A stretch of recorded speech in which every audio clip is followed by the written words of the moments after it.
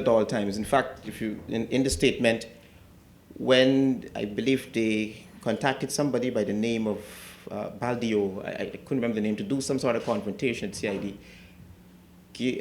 I read somewhere as well in the papers that they said they can't locate Mr. Gillard. So I rang him, I said, why are you not presenting yourself to the police? He said, police don't want to see me. I said, all right, here's what we'll do. Let's go to CID together. I couldn't go up, but I interviewed him outside. I think I provided a copy of this. And he made himself available. And there was some other confrontation, some sort of telephone records. I actually lost track of the matter because of what was happening with the investigation. Well, you're saying that after you made this recording, I think you said on the torture, right, there about. And 28. On the 28th, and therefore, based on the evidence before this commission, that recording would have been made before Gillard went to the police and made his report?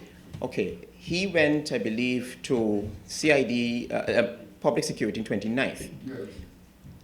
During the interview with me on the 30th, he complained to me that they're not taking his complaint seriously. So I said, you know what, go back to CID. And that very day of the recording, that's when he went back to CID.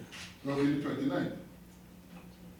30th. He went back on the 30th? Yes, the 30th, when we did the recording, he went back that very day to CID. Around 7 o'clock that night, he called me, he said, look, listen. And I heard the entire confrontation on the phone. In fact, when he rang me, I was on my way home and I wanted to stop at CID, but I didn't want to take that risk either. But, yeah. And when first did you hear publicly this recording? I aired it publicly after I got confirmation from the Minister of State that the police are investigating this matter. I would have done it the same day if I had gotten confirmation from the police that this is what's happening. We're investigating this matter, this is what. But after Minister Harman confirmed that, yes, the police informed the government that they're looking at this matter, then is when I went on to air it. So that would have been some time after the recording was made? Correct, sir. That's sometime, how long after? The very day Minister Harman confirmed that the police are looking at the matter, then is when I ran with the story. Yeah, but the story was recorded how many days before? Weeks before. Weeks before? Weeks before.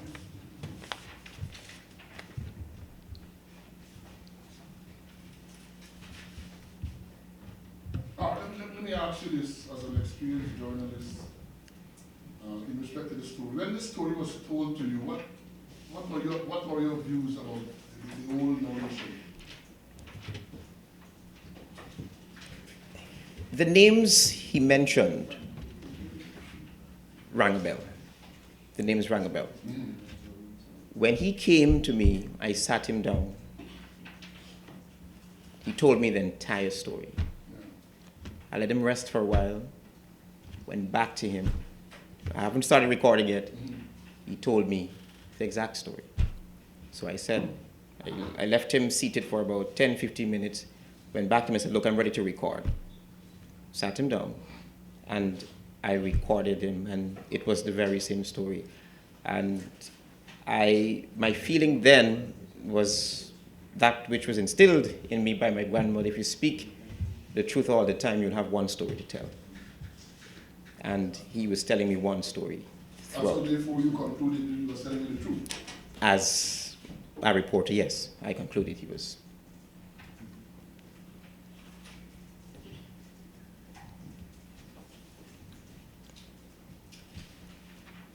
Mr. Chan?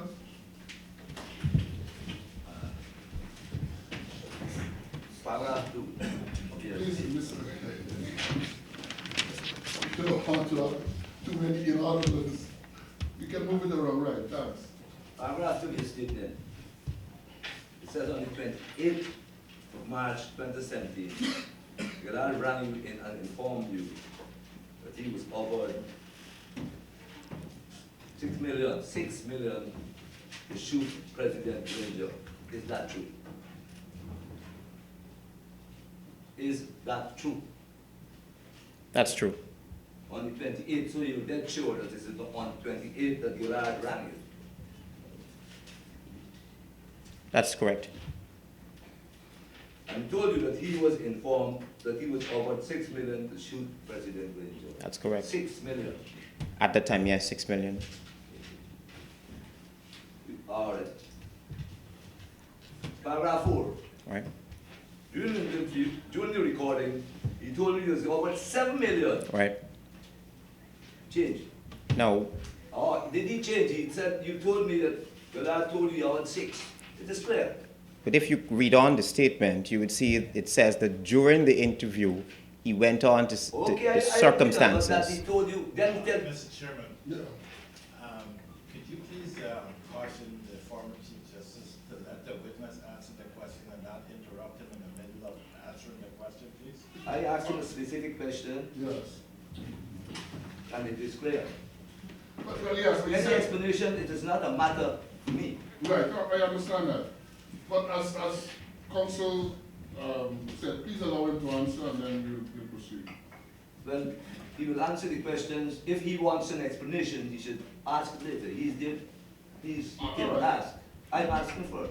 All right, Mr. Chan, I understand that, but let me just, let's try to give him an opportunity to answer, and we'll deal with any follow-ups as we go on, right?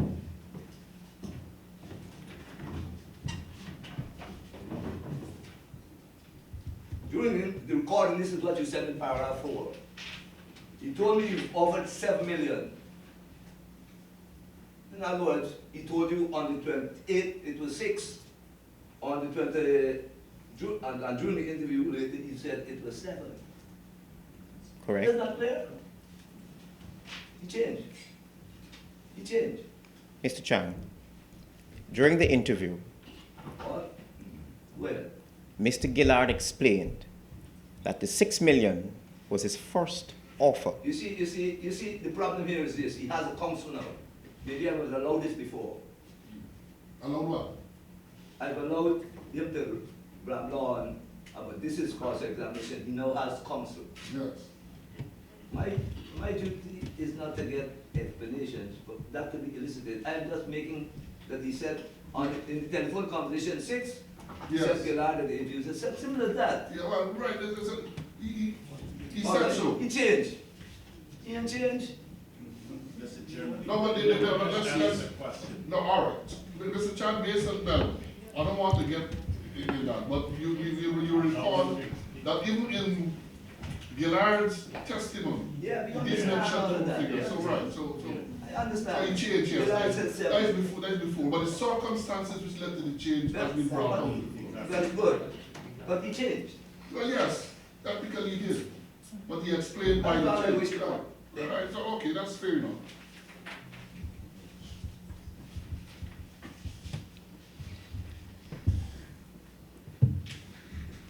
Did Gillard tell you on the 28th that he was having a problem with the police? He was on investigation by the police at Grove Police Station. I can't recall. You can't recall. Funny that you so you can't recall what he told you. I can't recall. I've answered the question. Yes.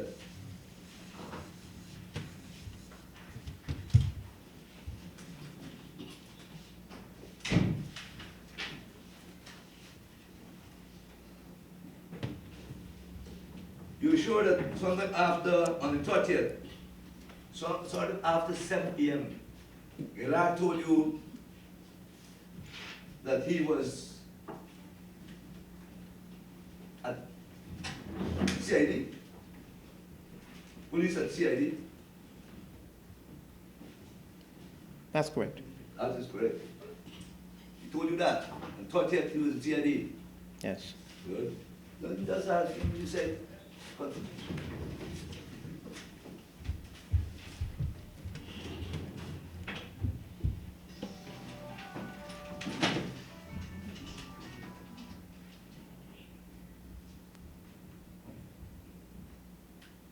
On Gillard's,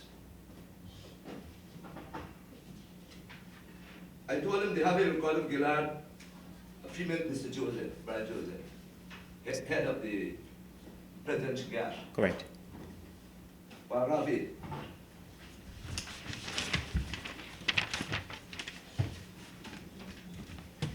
I told him I have a record of Gillard alleging a plot to assassinate the president.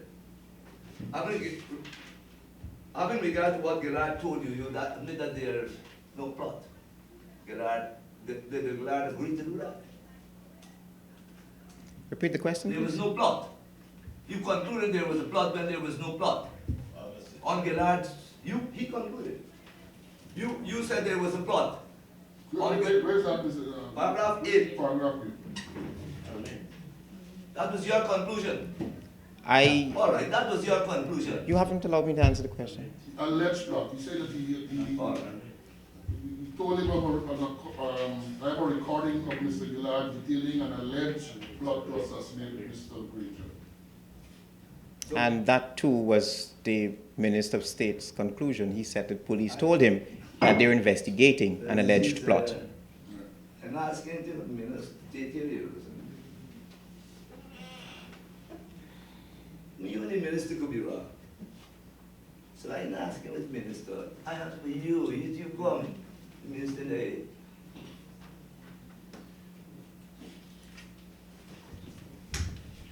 You said there was a plot.